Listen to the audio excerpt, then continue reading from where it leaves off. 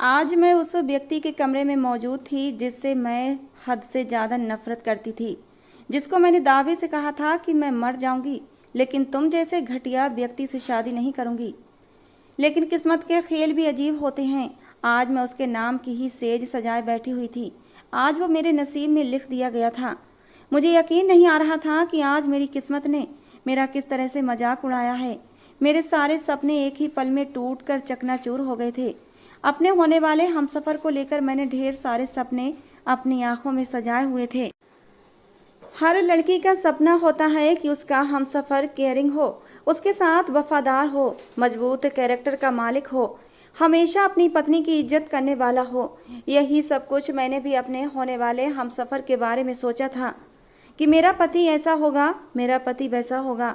मैं शहजादियों की तरह अपनी ज़िंदगी गुजारूंगी। मेरी आने वाली ज़िंदगी बहुत बेहतरीन होगी। मैं अपने पति के साथ एक खूबसूरत ज़िंदगी बिताऊंगी। लेकिन वो सब कुछ मिट्टी में मिल गया था, क्योंकि मेरे मोहल्ले का ही बदमाश मेरी ज़िंदगी में लिख दिया गया था। मुझे नहीं मालूम कब मैं उसकी आंखों में आ गई थी और उसने मुझसे मोहब्बत कर ली थी। मैं नहीं समझ पा रही थी ये कैसी मोहब्बत थी। पहली नज़र की मोहब्बत पर मुझे कभी भी यकीन नहीं था। पहली नज़र की मोहब्बत मोहब्बत नहीं होती बल्कि हवस होती है, मेरा ये मानना था। लेकिन मैं नहीं जानती थी कि वो व्यक्ति मुझसे गन पॉइंट पर शादी कर लेगा। मैं अभी इन सभी बातों के बारे में ही सोच रही थी कि अचानक ही वो दरवाज़ा खोलकर कमरे में दाखिल हुआ था। उसकी आवाज़ से मैंने एकदम ही होश की दुनिया में वापस पलट आई थी। उसके आने की आहट महसूस करके मेरे दिल में नफ़रत की एक तेज़ लहर उठी थी। जी चाहा उसकी जान ले लूं या फिर खुद को ही ख़त्म कर लूं। वो लोफर टाइप का लड़का जिससे मुझे हमेशा से ही चिढ़ महसूस होती थी, आज मेरा पति बना बैठा था। मैंने नफ़रत भरी नज़र उठाकर उसकी तरफ देखा था। अब भी उसका वही हुलिया था, लंबे लंबे बाल जो उसके कंधों तक आ रहे थे, हाथों की उंगलियों में ढेर सारी अंगूठियां पहने, गले में न जाने कौन कौन सी मालाएं डाल रखी थीं, तेज गहरे रंग की शर्ट पहने। उसे देखकर ही मेरे शरीर में एक झुरझुरी सी आ गई थी। वो मेरे सामने खड़े होकर कह रहा था, क्यों बुलबुल, कहा था ना कि तू मेरी कैद में ही आएगी। तू क्या समझी थी कि मैं तुझसे शादी नहीं कर सकता? देख, हमेशा हमेशा के लिए मैंने तुझे अपनी कैद में जकड़ लिया है। तेरी ही भलाई थी अगर तू पहले मेरी बात मान लेती। तुझसे कहा था ना मैंने, एक रात के लिए मेरा बिस्तर गर्म कर दे, लेकिन तूने मेरी बात नहीं सुनी, अपनी मनमानी की। अब तू हर रोज़ मेरे बिस्तर पर मेरे साथ मौजूद होगी, मेरी रातें रंगीन करेगी। उस बदमाश की ऐसी बाहियात बातें सुनकर मेरा खून खौलने के लिए काफ़ी था। मैंने उस दरिंदे की आंखों में देखा जहां मुझे सिर्फ और सिर्फ हवस नजर आ रही थी। मैंने उसकी तरफ देखते हुए गुस्से की हालत में कहा कि तुम जैसे घटिया इंसान से मैं मरकर भी रिश्ता नहीं बनाऊंगी। नफरत है मुझे तुम जैसे इंसानों से। तुम क्या समझते हो? तुमने मुझसे शादी कर ली तो तुमने मैदान जीत लिया है। मैं तुम्हें बताऊंगी कि मैं क्या चीज़ हूँ। तुम चाह कर भी मेरे शरीर को मेरी मर्जी के बिना हासिल नहीं कर सकते। मेरी बात सुनते ही उसने एक जोरदार कहकहा लगाया था। कहने लगा, हर पंछी कैद में आने के बाद इतना ही फड़फड़ाता है जितना कि तुम फड़फड़ा रही हो। वैसे अब भी समय है, मेरी मोहब्बत को स्वीकार कर लो, रानी बनाकर रखूंगा तुम्हें मेरी जान। कहते कहते उसकी आंखों में एक नशा सा उतर आया था, साथ ही साथ उसकी आवाज़ भी नशीली हो गई थी। वो मेरी तरफ बढ़ने लगा। मैं उसके इरादे भांप गई थी और उसके इरादे भांप कर मेरा दिल कांप उठा था। उसने इसीलिए तो मुझसे शादी की थी कि वो मुझे हासिल करना चाहता था, और आज की रात उसे पूरा हक हासिल था कि वो मेरे साथ जो चाहे कर सकता था। लेकिन मैं मरकर भी उसकी इच्छा को पूरा नहीं कर सकती थी। ये इरादा मैं अपने घर से ही करके चली थी और पूरी तैयारी के साथ चली थी कि मैं उस गंदे और गिरे हुए घटिया इंसान को अपने शरीर को एक उंगली भी नहीं लगाने दूंगी। मेरे हाथ में इस समय एक ब्लेड मौजूद था जो मैंने अपनी मुट्ठी में दबाया हुआ था। मेरी पकड़ उस ब्लेड पर और भी मजबूत हुई थी। वो धीरे धीरे मेरी तरफ कदम बढ़ा रहा था। मैंने कहा, वहीं रुक जाओ। अगर मेरी तरफ एक और कदम बढ़ाया तो अच्छा नहीं होगा। ये कहते हुए मैंने वो ब्लेड अपने हाथ की नस पर रख लिया था। मेरे हाथ में ब्लेड देखकर और मेरी हरकत को देखकर कुणाल भौचक्का रह गया था। कहने लगा, ये क्या हरकत है? छोड़ो उसे, तुम्हें लग जाएगी। मैंने कहा, अगर मेरी तरफ एक भी कदम बढ़ाया तो मैं ये ब्लेड अभी के अभी अपनी नस पर चला दूंगी। उसे लगा था शायद मैं उसे सिर्फ डराने के लिए ऐसा कह रही हूँ। उसने अपने कदम रोके नहीं थे, लेकिन इससे पहले कि वो मेरे और पास आता, ब्लेड मैंने अपनी नस पर चला दिया था। खून का एक फव्वारा था जो छूट गया था। मेरा बहता खून देखकर कुणाल हड़बड़ा गया था। वो जल्दी से मेरे पास आया। मैंने कहा, दूर हो जाओ मुझसे। अगर तुमने मुझे हाथ भी लगाया तो मैं दूसरे हाथ की नस भी काट दूंगी। वो जल्दी से हड़बड़ाकर मुझसे पीछे हुआ था। कहने लगा, अच्छा मैं तुम्हें हाथ नहीं लगाऊंगा, लेकिन तुम प्लीज़ वो ब्लेड नीचे फेंक दो, तुम्हें लग जाएगी। और देखो कितना खून बह रहा है, मुझे देखने दो तुम्हें कितनी लगी है। प्लीज़ मैं तुम्हें हाथ नहीं लगाऊंगा, लेकिन वो ब्लेड फेंक दो। वो इतना ज़्यादा डर गया था जैसे उसने अपने सामने मौत देख ली हो। हालांकि मौत तो मेरे सामने खड़ी हुई थी। खून तेजी से मेरे हाथ से बह रहा था, लेकिन ब्लेड अब भी मेरे हाथ में था। मैंने उसे छोड़ा नहीं था, बल्कि अब ब्लेड मेरे दूसरे हाथ में था और अब मैं दूसरे हाथ की कलाई पर ब्लेड रखे हुए थी। मैंने कहा, अगर तुमने मेरे करीब आने की कोशिश भी की तो मैं। खून तेजी से बहते देखकर कुणाल की हालत ख़राब थी। वो मेरे पास भी नहीं आ सकता था, क्योंकि उसे पता था अगर मैं एक बार ये हरकत कर सकती हूँ तो दूसरी बार भी कर सकती हूँ, और अगर वो मेरे करीब नहीं आता तो एक हाथ की नस से मेरा सारा खून निकल जाता और मैं मर सकती थी। कुणाल ने फिर एक पल भी नहीं लगाया था और वो तेजी से मेरे पास पहुंच गया था। मेरा हाथ उसकी मजबूत पकड़ में था। उसने जल्दी से मेरे हाथ से ब्लेड छीना और दूर फेंक दिया था। लेकिन अब मेरी आंखें धीरे धीरे बंद होने लगी थीं। शायद मेरे शरीर से खून कुछ ज़्यादा ही बह चुका था। अभी थोड़ी देर पहले जो उसकी आंखों में जीत का घमंड था, मुझे पाने का नशा था, अब वहाँ पर सिर्फ और सिर्फ डर और परेशानी थी। मैंने उसकी आंखों में देखा और उसे जताने वाले अंदाज में बोली थी, कहा था ना तुमसे कि तुम कभी भी मुझे मेरी मर्जी के बिना छू नहीं सकते। तुमने अपनी मनमानी करके ज़बरदस्ती मुझसे शादी तो कर ली, लेकिन तुम मुझे कभी भी हासिल नहीं कर पाओगे। मैं और भी कुछ कहना चाहती थी, लेकिन मेरी हालत अब और कुछ बोलने के लिए गवारा नहीं कर रही थी। और फिर धीरे धीरे मेरी आंखें बंद होने लगी थीं और देखते ही देखते मैं ज़मीन पर गिरने वाली थी। लेकिन इससे पहले ही उसने मुझे अपनी बाहों के हवाले कर लिया था। आखिरी बार जब मेरी आंखें बंद होने वाली थीं, तब मैंने उसके चेहरे पर अपने लिए डर देखा था, परेशानी देखी थी, और उसके बाद मैं बेहोश हो गई थी। मेरी आंखें अस्पताल के कमरे में ही खुली थीं।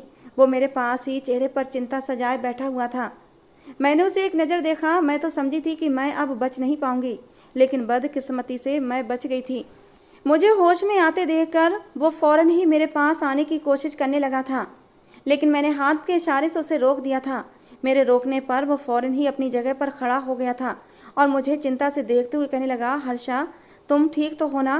कहीं तुम्हें कोई तकलीफ़ तो नहीं हो रही? मुझे हैरानी हो रही थी कि मोहल्ले का ये बदमाश मेरे लिए इतना चिंता क्यों कर रहा है।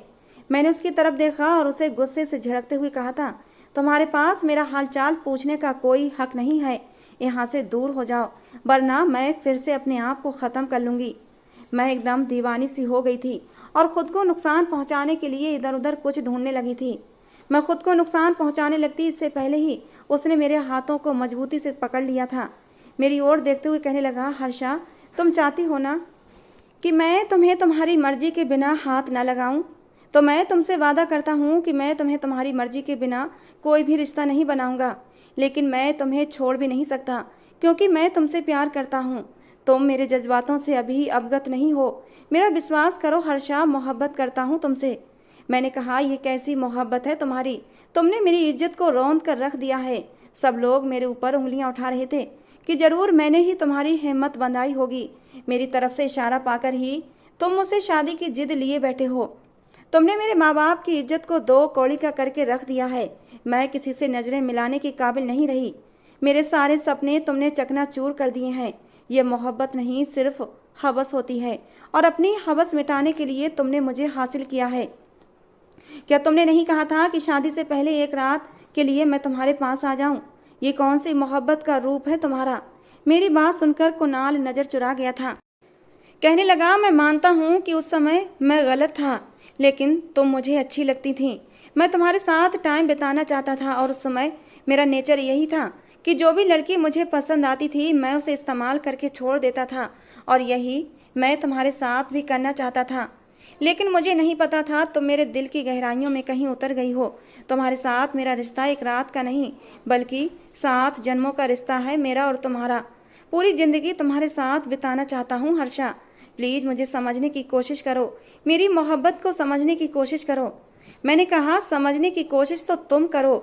तुम जैसे घटिया इंसान के साथ मैं एक पल भी नहीं रह सकती, और तुम पूरी जिंदगी की बात करते हो। जो मेरे साथ रात रंगीन करके मेरी इज्जत को नीलाम करके मुझे छोड़ देना चाहता था, वो आगे मेरी इज्जत को क्या सुरक्षित रख पाएगा। वो कहने लगा, प्लीज हर्षा, पुरानी बातों को दोहराकर मुझे शर्मिंदा मत करो। वो मेरी गलती थी और मैं इस बात पर शर्मिंदा हूँ। मैंने तुमसे ये बात कही थी, लेकिन बाद में मैंने तुमसे शादी के लिए भी कहा था और तुमने मेरी ऑफर को ठुकरा दिया था, और मैं तुम्हें किसी भी कीमत पर खोना नहीं चाहता था, इसीलिए मैंने तुमसे ज़बरदस्ती शादी की है। लेकिन प्लीज़ खुद को चोट मत पहुंचाओ। मैं तुमसे वादा करता हूँ कि तुम्हारी मर्जी के बिना तुम्हें उंगली भी नहीं लगाऊंगा, लेकिन प्लीज़ मुझसे दूर भी मत हो। मैं तुम्हें छोड़ नहीं सकता। मुझे थोड़ा सा समय दे दो। अगर तुम्हें मेरे प्यार पर भरोसा हो जाए तो मेरा हाथ थाम लेना, वरना खुशी खुशी मैं तुम्हें आज़ाद कर दूंगा। और जब जब तुम्हें मेरे प्यार पर यकीन आ जाएगा, तब मैं तुमसे हर रिश्ता तुम्हारी मर्जी के साथ बनाऊंगा। लेकिन जब तक मैं तुमसे दूर हूँ, जब तक तुम चाहो, लेकिन खुद को तकलीफ मत देना। मैं तुम्हें दुख और परेशानी में नहीं देख सकता। उसकी बातों में, उसकी आंखों में सच्चाई साफ नजर आ रही थी, लेकिन इस समय मैं उस घटिया आदमी की बातों में बिल्कुल भी नहीं आ सकती थी। मैंने कहा, ठीक है, मैं तुम्हारी बात मानने के लिए तैयार हूँ। तुम मेरी मर्जी के बिना मुझे हाथ भी मत लगाना, और मैं भी तुम्हें कुछ समय देने के लिए तैयार हूँ। लेकिन ध्यान रखना, 4 महीने हैं तुम्हारे पास, और इन 4 महीनों के बाद मैं तुम्हें छोड़कर चली जाऊंगी, और तुम मुझे तलाक देने में कोई भी देर नहीं लगाओगे। बताओ, डील डन है। जब तक मैं नहीं कहूँगी तब तक तुम मेरे पास नहीं आओगे, और अगर तुमने मेरे पास आने की कोशिश भी की तो याद रखना, मैं खुद को ख़त्म कर लूँगी। मेरी इतनी सी बात मान लेने पर ही उसकी आंखों में चमक आ गई थी। कहने लगा, हर्षा, मैं तुमसे वादा करता हूँ कि तुम्हारी मर्जी के बगैर तुम्हें नहीं छूँगा। मैंने भी सुकून से अपनी आंखें मूंद ली थीं। वो कुछ देर तक मुझे देखता रहा और फिर बाहर चला गया था। मैं इतना तो समझ गई थी कि वो मेरी मोहब्बत में दीवाना हो गया है, लेकिन मैं उसको अपने काबिल नहीं समझती थी। वो गली का लोफर बदमाश लड़का मेरे काबिल था ही नहीं। उसने मेरी पूरी ज़िंदगी तबाह कर दी थी। धीरे धीरे मेरा दिमाग मेरे अतीत में जा रहा था। मेरे मास्टर्स के पेपर होने वाले थे, लेकिन जिस तरीके का कोहराम उसने मेरे घर आकर मचाया था, उसके बाद से मेरे भाइयों ने मेरी पढ़ाई छुड़वा दी थी। मुझे आज भी याद है कि मैं कितनी खुशहाल ज़िंदगी अपने घर में जी रही थी। मैं अपने माँ बाप की लाडली थी, अपने भाइयों की गुड़िया रानी थी। सब लोग ही मुझे बहुत प्यार करते थे, क्योंकि मैं अपने घर की इकलौती लड़की थी। मेरी माँ मुझे घर की लक्ष्मी कहकर थकती नहीं थी, जबकि मेरे पापा भी मुझसे बहुत प्यार करते थे, मुझ पर जान छिड़कते थे। लेकिन एक दिन सब कुछ बदल गया था, क्योंकि मैं कुणाल नाम के बदमाश की निगाहों में चढ़ गई थी। ये हमारे ही मोहल्ले का गुंडा बदमाश था। गली के नुक्कड़ पर अपने कुछ आवारा लोफर दोस्तों के साथ बैठा रहता था। कोई भी काम धंधा भी नहीं करता था, बस आने जाने वाली लड़कियों को छेड़ता रहता था। मैंने तो अपना रास्ता ही बदला हुआ था। मैं उस रास्ते से जाती ही नहीं थी जिस रास्ते पर कुणाल बैठा करता था, क्योंकि मैं जानती थी जिस तरीके का वो घटिया आदमी है, वो कुछ भी कर सकता है। मेरे पापा ने भी मुझसे कहा था कि बेटा, उस रास्ते से मत जाना जहाँ पर वो लोफर लड़का बैठता है, और मैं अपने पापा की हर बात को माना करती थी, और ये बात भी मैंने मानी थी। एक दिन मैं अपनी दोस्त टीना के साथ कॉलेज से आ रही थी कि अचानक से मेरे पाँव में मोच आ गई थी। जिस रास्ते से मैं आती जाती थी वो लंबा रास्ता पड़ता था। मजबूरी में मैंने शॉर्टकट ले लिया था जहाँ पर कुणाल बैठा करता था। मेरा दिल बहुत परेशान था। दिल ही दिल भगवान से प्रार्थना भी कर रही थी कि काश आज वो लड़का वहाँ पर न बैठा हो। आज पहली बार मैंने अपने पापा की बात नहीं मानी थी, लेकिन मेरी मजबूरी थी, क्योंकि मुझसे बिल्कुल भी चला नहीं जा रहा था। वो नुक्कड़ हमारे घर से ही करीब था, लेकिन आराम से हम लोग जल्दी ही वापस घर पहुंच सकते थे, इसीलिए मैं उसी गली से निकल आई थी। मैं जल्दी जल्दी अपने घर तक पहुंच जाना चाहती थी, इसीलिए मैंने टीना से कहा कि जल्द से जल्द यहाँ से निकल चलते हैं।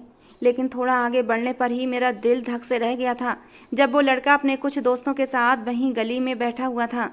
न जाने किस बात पर वो लड़के जोर जोर से हंस रहे थे। मैं टीना का सहारा लेकर जैसे ही उस रास्ते से गुजरने लगी, अचानक ही उसके एक आवारा दोस्त ने हमें छेड़ने की कोशिश की थी, क्योंकि उन लोगों का तो काम ही यही था। लेकिन कुणाल ने उसे रोक दिया था। वो बस टकटकी बांधे मुझे ही देखे जा रहा था, लेकिन मैंने नफरत से अपना मुंह उसकी तरफ से मोड़ लिया था और टीना का सहारा लेकर मैं घर चली आई थी।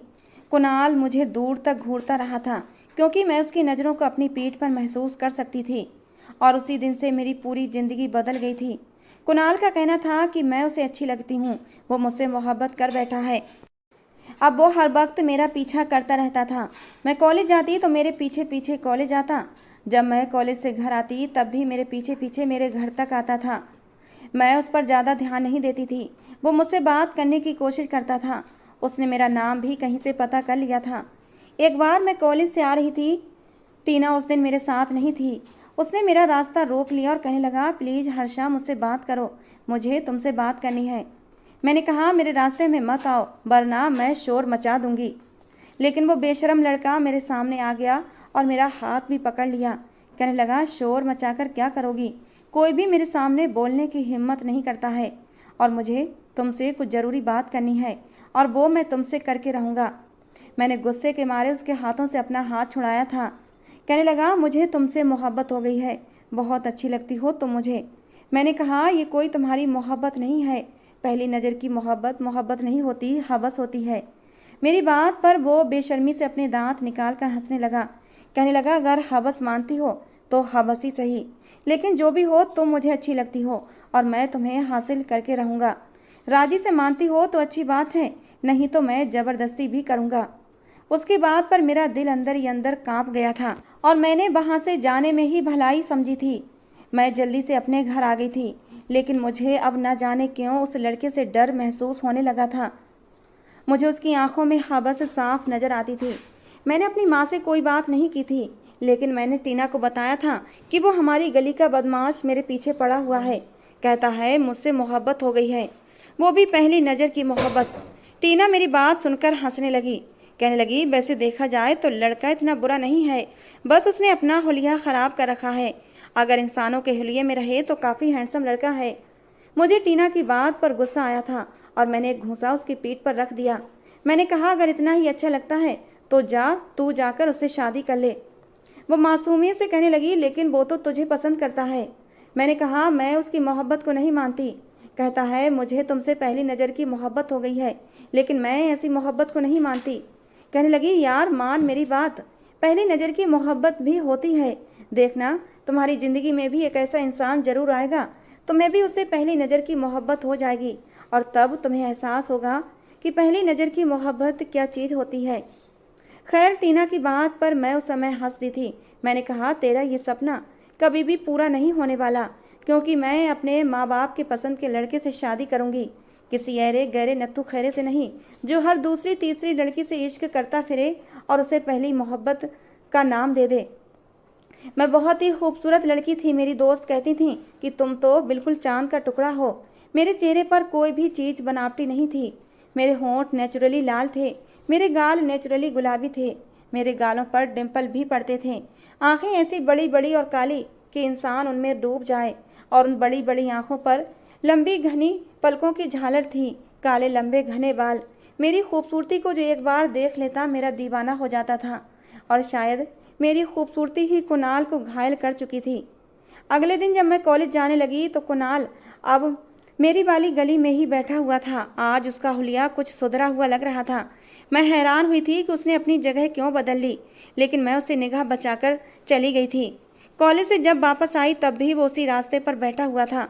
मुझे गुस्सा आया, लेकिन मैं गुस्से के अलावा कुछ कर भी नहीं सकती थी, क्योंकि मैं उस जैसे घटिया इंसान के मुंह लगना ही नहीं चाहती थी, क्योंकि वो आवारा बदमाश लड़का कुछ भी कर सकता था। खैर, समय अपनी रफ्तार के अनुसार गुजर रहा था, सब कुछ रूटीन के अनुसार चल रहा था। लेकिन उस दिन जो कुछ भी मेरे साथ हुआ मेरे होश उड़ाने के लिए काफ़ी था। मेरी पूरी ज़िंदगी बदल गई थी उस हादसे के बाद। उस दिन मैं घर पर अकेली थी कि जब मेरे घर के दरवाजे पर दस्तक हुई थी। मैंने गेट खोला तो सामने ही कुणाल खड़ा हुआ था। घर पर उस समय कोई भी मौजूद नहीं था। मम्मी पापा किसी रिश्तेदार की शादी में गए हुए थे और मेरे दोनों भाई भी अपने अपने काम पर थे। कुणाल को मैंने सामने खड़ा देखा तो मैं एकदम से घबरा गई थी। मेरे दिल की धड़कनें तेज हुई थीं। मैंने जल्दी से दरवाज़ा बंद करना चाहा, लेकिन वो दरवाज़ा खोलकर अंदर आ गया था। उसकी आंखों में एक नशा सा छाया हुआ था। अंदर आते ही उसने दरवाज़ा अंदर से बंद कर लिया था। मैं चीखना चाहती थी, लेकिन उसने मेरे मुंह पर हाथ रख दिया। कहने लगा, बस अब बहुत हो गया हर्षा, अब तुम्हारे बिना रहा नहीं जाता। ये कहते कहते वो मेरे करीब हो गया था। उसने मेरे गले से दुपट्टा भी उतार कर दूर फेंक दिया था और कुछ ही देर में वो मेरे ऊपर पूरी तरह से। दोस्तों, कहानी अभी जारी है। कहानी का अंतिम भाग कल इसी समय अपलोड किया जाएगा। अब तक की कहानी आपको कैसी लगी कमेंट बॉक्स में ज़रूर बताना। कहानी पसंद आई हो तो प्लीज़ लाइक भी करना। हमारे चैनल पर इसी तरह की और कहानियाँ सुनने के लिए हमारे चैनल से जुड़े रहें।